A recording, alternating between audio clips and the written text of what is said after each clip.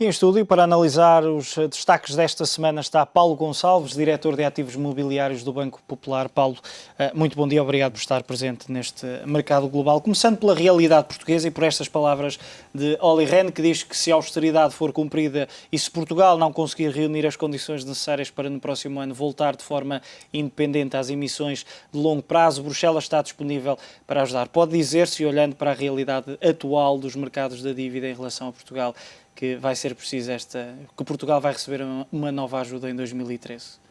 Eu penso que sim, acho que vai ser inevitável. Neste momento Portugal está a conseguir colocar dívida de curto prazo, ainda na próxima quarta-feira vai fazer mais 2 leilões de 2 mil a 3 mil milhões de euros de 4 e 12 meses. Já se autorizou a possibilidade legal de se fazer leilões de BTs a 18 meses, mas ainda não se conseguiu testar o mercado para esses prazos.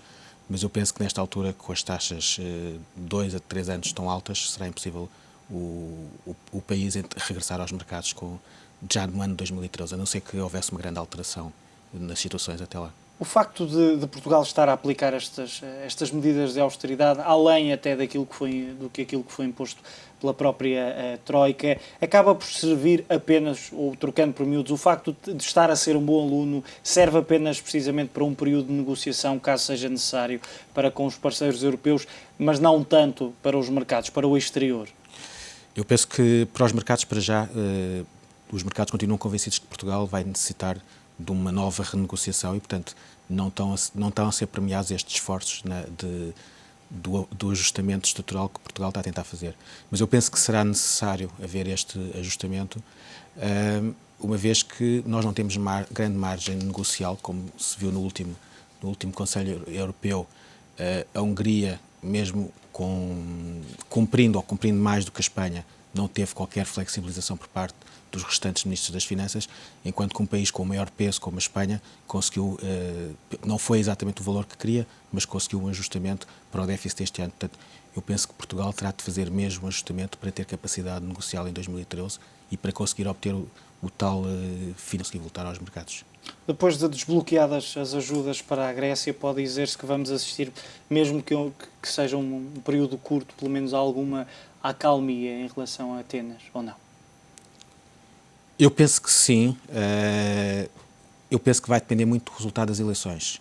Neste momento, a grande questão é se vai haver algum governo estável de partidos que apoiam o plano de ajuda à Grécia, ou se iremos ter um governo sem maioria e com um grande peso de todos os países, todos os partidos, quer sejam os de extrema-direita, quer sejam os partidos à esquerda, do Partido Socialista e da Nova Democracia, que tenham um peso demasiado grande no Parlamento para que o próprio plano possa pôr em causa. Eu acho que os mercados vão estar muito atentos às eleições e aos resultados que daí advirão. Olhando para o Reino Unido, sofreu uma ameaça de que poderia perder o rating máximo. De que forma é que os mercados poderiam reagir se, o caso se confirmasse este corte de rating? Estamos a falar já de um peso pesado. Eu penso que, sendo um corte só desta agência de rating, poderá não ter um impacto muito grande, porque nós já temos a experiência dos Estados Unidos. Os mercados continuam a procurar refúgios, têm uma visão mais otimista em relação aos mercados anglo-saxónicos do que em relação aos países da Europa continental, e por isso poderá ser praticamente um não evento este corte. No entanto, estabelece um precedente que poderá ser mais grave se outras agências de rating seguirem os mesmos passos. Ainda assim, há aqui algumas questões importantes para analisarmos, nomeadamente que alternativas é que o país poderá ter nesta altura ao nível das medidas que pode implementar para tentar ultrapassar esta situação, se tivermos em conta os níveis atuais da inflação, os juros que já estão em mínimos, por isso por aí também não há muita margem de manobra. O que é que o governo britânico poderá fazer para tentar inverter um pouco esta tendência? O governo britânico provavelmente terá de fazer medidas de mais austeridade, que não é aquilo que o David Cameron e os seus parceiros de coligação neste momento pretendem. Eles têm uma visão de tentar maior medidas de implementação de crescimento, de apoio ao crescimento, como se viu na carta que redigiram com um conjunto de outros primeiros-ministros à Comissão Europeia. No entanto, penso que os mercados poderão tentar forçar o país a fazerem mais medidas de austeridade e maiores cortes em termos de despesa pública. Olhando para os Estados Unidos, ficou de alguma forma surpreendido com o facto de uma grande maioria da banca norte-americana ter passado nestes testes de stress da Fed, mas por outro lado um gigante ter chumbado, como é o caso do Citigroup? Não, eu penso que os testes foram muito agressivos.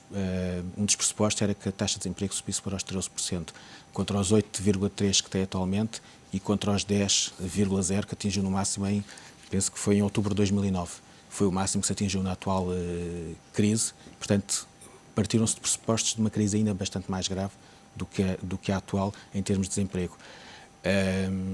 Partiram-se de pressupostos muito fortes em termos de desvalorização de ações e do imobiliário, o que faria com que, por exemplo, um outro gigante como a JP Morgan tivesse um prejuízo estimado em 28 mil milhões de dólares.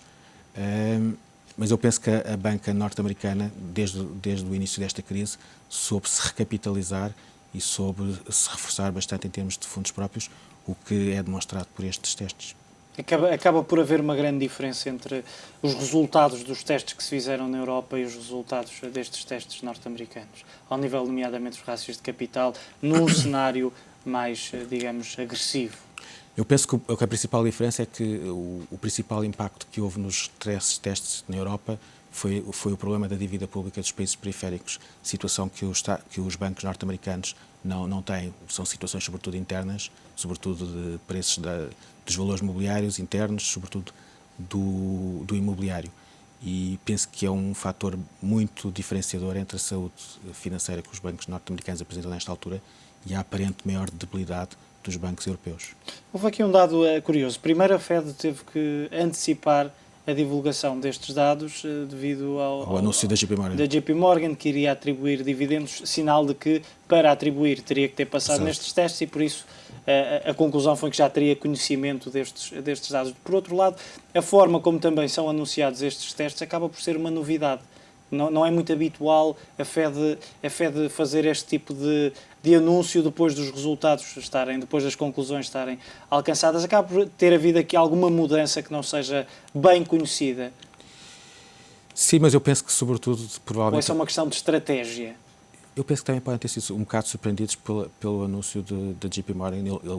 O anúncio era só para ser feito no dia seguinte àquilo que foi e, portanto, os acontecimentos foram um bocado precipitados pela atuação da JP Morgan.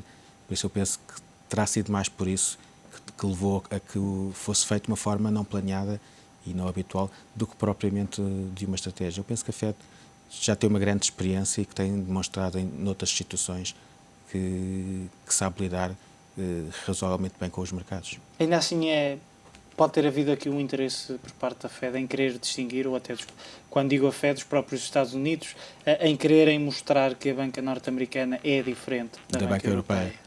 Eu penso que sim, tem havido uma grande preocupação dos Estados Unidos com a banca europeia, até mesmo a própria Fed tentou sempre saber como é que era a parte de financiamento em dólares da banca europeia que atuava nos Estados Unidos, nomeadamente a UBS, a Société Générale, e por isso ele provavelmente quererá mesmo demonstrar que a saúde financeira do lado do Atlântico é bastante superior e os bancos estão muito mais robustos do que do lado de cá do Atlântico.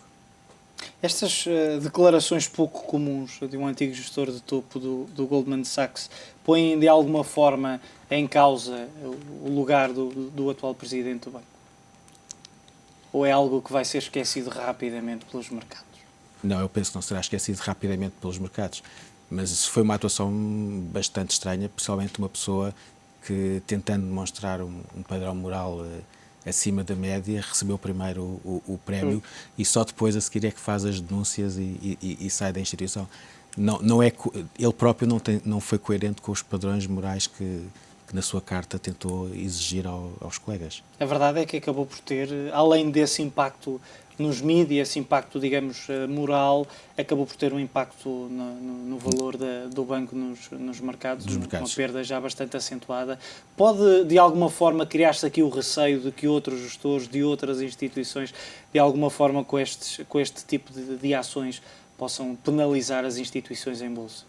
Eu penso que sim, existe ou aqui... até nas próprias transações?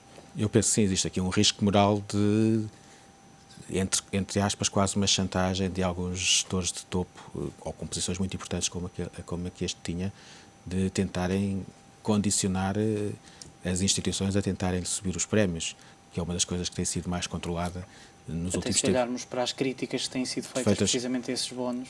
Que têm sido considerados excessivos, mas que têm sido mantidos um bocado para tentar manter as pessoas nas instituições. Eu penso que existe aqui um precedente grave em termos de risco moral para as instituições, nomeadamente a banca de investimento. Paulo, muito obrigado pela sua análise. Obrigado, A análise de Paulo Gonçalves, diretor de ativos mobiliários do Banco Popular.